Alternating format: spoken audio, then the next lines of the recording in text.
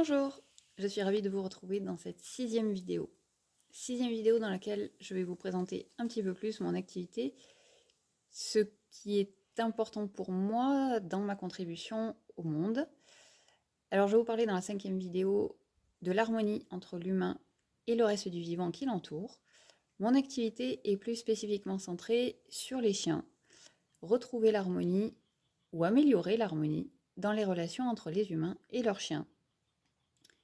Pour cela, j'utilise la communication animale. Je mets des guillemets parce qu'il me semble que c'est un terme déposé, une marque déposée, mais il n'en reste pas moins que c'est le moyen de communication que j'utilise. Pourquoi la communication animale?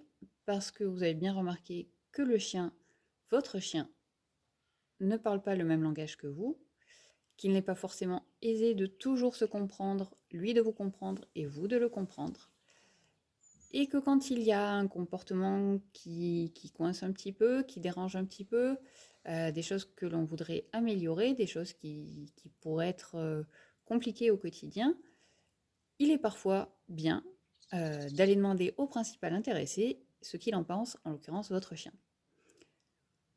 Mon intervention ne remplace aucunement un vétérinaire ni un éducateur canin.